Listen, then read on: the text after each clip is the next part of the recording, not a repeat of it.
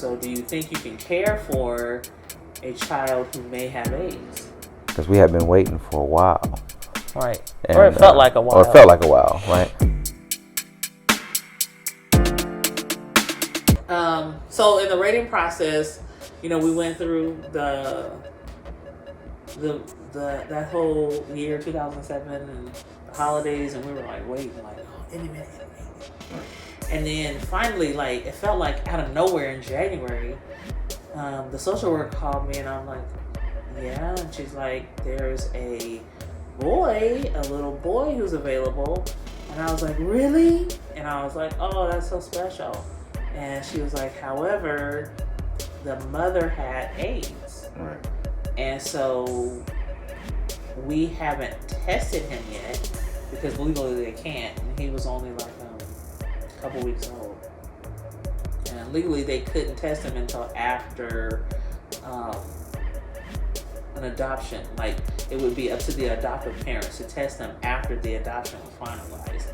And they didn't know how long that was going to take. And so she was like, so do you think you can care for a child who may have AIDS? That scared me a lot. And at the time, I was working.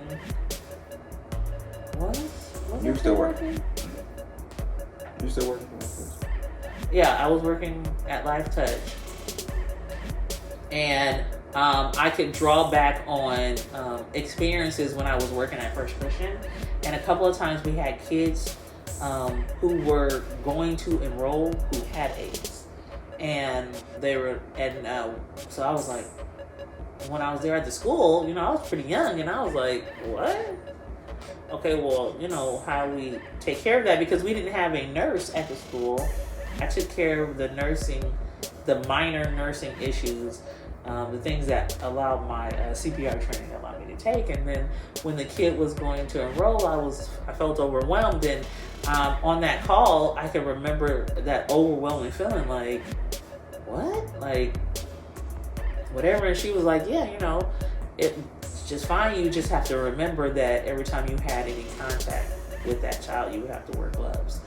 And I'm like, well, it wasn't all contact, was it? It was just like if they were bleeding. No, just like any kind of bleeding thing, but you couldn't just, I do, as a parent, you do things before thinking. Right. And so I was like thinking through that, and like, is this something we want to do? And then I was like, well, he may not have AIDS. Then I was like, is AIDS something he can develop later? And it was just a lot. And I realized at that time that as much as I wanted to have a child, and as much as was allowing us to go through that process, that I wasn't necessarily ready to raise a kid who may have serious health issues or health issues that I hadn't even considered. Like, I hadn't even considered adopting someone who may have AIDS. And so that really was like, I really had to go to the Lord and really pray about that, and then when I came to you, you were like, Yeah, I had to pause, right, and think about it, and pray about it, and because we had been waiting for a while, right, or it felt like a while, right? So we had been waiting, and it seemed like the opportunity. Oh wait, right. At the same time, and I think that people who take care of children who have medical concerns, right, or that might be medically fragile, I think those folks are amazing. But I know that we came to the conclusion that this probably wasn't going to be for us. Yeah, I mean, because the difference between us and someone else possibly could be that wasn't their first experience with becoming parents. Mm-hmm. Like, we wanted to have the whole experience parenting, like the whole normal experience. Normal as possible. We wanted to have like the whole normal experience of being parents. and not having to necessarily be concerned about or be cognitive or cognizant of everything. Like, Right. we can't take you there. We can't take you here. Oh, you know, our kid got into a situation with another kid. Now we have to tell them that our kid has AIDS, or we have to tell them. And real talk, like, you're a kissy person, Right. and you would have had to think about whether it's the truth or not. Like, at the time, this was 14 years ago. So we would have been thinking like, oh, should I be kissing him, or oh, should I be doing this? Or you would not think about it and then later have that thought. And that's not how you want to go into. I mean, even though you know, like, you know, that there are studies that say you can't, But that's what I'm saying. This was 14 years ago. They didn't have, like, there was no. Yes, they did. They didn't have all the stuff. Yes, they did. They had the information was out that you could not contract AIDS through saliva in that way. But where would you have thought about it? But I would not, if we had decided to adopt, I would not have thought about our child having AIDS at all. I would not have treated our child like he or she had AIDS, or at this point he had AIDS. Right. And it would have been like a second thought, and then I would be like frightened all the time. Yeah, that's what I'm saying. I'd be frightened all the time for my well-being. Right. Because then it's like, I brought this child, now I'm about to die. Like, it would have been crazy. Right. It's a lot. It was a lot for first-time parents. Yes. In my opinion, and for us for the first time. Yeah. So, with all of that and all those considerations, for me, there was like a little bit of like guilt, right? For me, because we went through all the training. We said we want to be parents, and it was like, here's a baby, and we're like, pass. Not that one. Right. That's kind of how it felt. Like, wait, I don't want to laugh. Don't laugh. Right. Because it wasn't funny. Right. As much as it was like, we're not gonna be able to do that. Like, because the social worker asked, do you think that you can? And I think that's where we were. Like, I remember thinking, like, do I think that I can do this? Right. And I thought I probably could, but it's going to be tough. Right. So I think it's okay to say, like, this is more than our family can do. Right. This is not something that we can handle. Go ahead. And I kind of felt like after that phone call, the lasting impression was like, I'm really not trying to put together a Mr. Potato Head, like pick and choose, like this arm, that leg. No, because it was kind of like we wanted to be parents, and we had this opportunity, and I was like, I can't do it that way. Like, I literally don't feel like I'd be able to handle it. Right. And it wasn't that I was like going to like a kid store and trying to shop for the perfect kid. Right. But it felt like that. Like, not this one. This one's too this. No, not that one. I felt a little bit like that though. Like in the movies, when people go to orphanages and like, no. Right. No. That's not what we were doing, but it felt like that. It felt like that. A little bit. It felt like that because it was like God is. At the point, I was like, "Oh, I'm so happy they picked us or whatever," and then it's like, nah. I wonder if other people felt like that before. I'm sure other people had. I know other people had gone through it. I guess other people. I mean, if we felt it, I'm sure somebody else felt it. Maybe. Yeah. Maybe. And so after we got that phone call in January, I was really sure that might have been our last opportunity to have a baby or to be offered a baby, because they were saying how babies didn't come through the system very often. Mm-hmm. And so I was like, man, I guess that might mean that we might have to, or we might get another opportunity to become parents, but the child might be older. Older than a couple of weeks old. But then we got a call, and they said there's a little girl who's available. She was put up for safely surrender, and she's nearing 3 weeks old.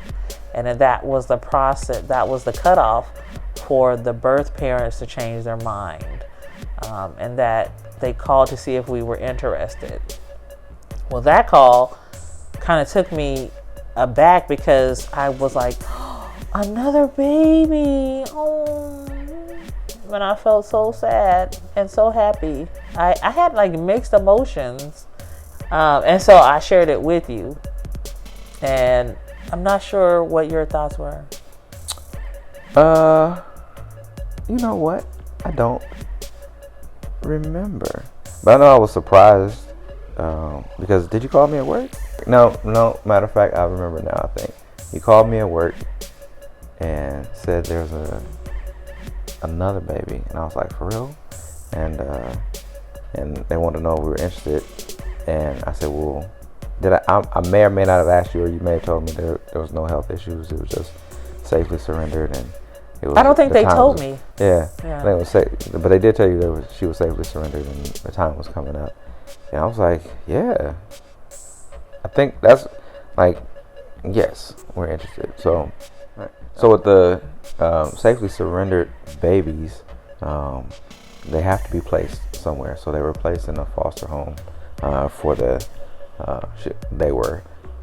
So the baby that they called us about was placed in a foster home for the 2 weeks, right? Because the parent 2.5 weeks. 2.5 weeks, because the biological parents surrendered her at the hospital. Right. Like right after she was born. Right after, and then she was moved into foster care to wait that time out to see if the biological parents were going to change their minds. Right. So we got the call, and this was the stork who called, right? We called our adoptive social worker the stork. Right. And that's how we affectionately refer to her for now and forever. I don't remember her name. The kids still think it's a stork. Yeah. So she called, and we went to see this little baby. Yeah, I went to go see what this baby was about. Right. So we went to see her, and she was so small. Oh my goodness. So small. And but I think this is the first time you ever saw a newborn baby. Like she was about to be 3 weeks old, but this was like the first time you had seen like a newborn child, right? Yeah, because I wasn't hanging out with people with babies. Right. Right. So and then our other niece that we had taken care of, she was months old by the time we were hanging. By the time we had her, so she was a little. No, bigger. She wasn't. We saw the baby. We went to see the baby. So little. Yeah. And so beautiful. Right. And little sprigs of hair. And the folks that were taking care of her, the foster parents said that she doesn't open her eyes. Like she hadn't really opened her eyes. She doesn't open her eyes very much. And they handed her to you. Yeah. And what happened? My baby looked at me. And she never closed her eyes. Right. Because she was mine. Right. She looked directly at her. And that was it. That was all she wrote. We were already in, but in that moment, we became parents. Right. So holding this beautiful, little bitty, wonderful, intimidating little girl. Right. The thing that I realized after all that training and after all the Uncle Coma stuff and after all the taking care of kids and working with kids, the thing that I realized in that moment is, much like marriage, you ain't gonna be ready. Yeah. There was no way we were ready for everything that was coming. Even though we knew what to do, even though we knew how to do things, but actually ready for it, I wasn't ready. I mean, I have been an aunt for years upon years, 13 years, or longer than that. Oh, over like 15, over 15 years. I have been an aunt for a long time, and I had at 9 years old changed newborn diapers and made bottles in the middle of the night, and I still wasn't ready. Yeah, you're not gonna be ready for everything. and all the considerations and every decision and all those things. Right. Wasn't ready. Just wasn't ready. That's our adoption story. Right. And hopefully you enjoyed it. Hopefully you learned a little bit from it. Hopefully you get to see a little bit maybe get to see a little bit of yourself in our story. But for now, that's it. That's all. That's it. That's all. See you next time.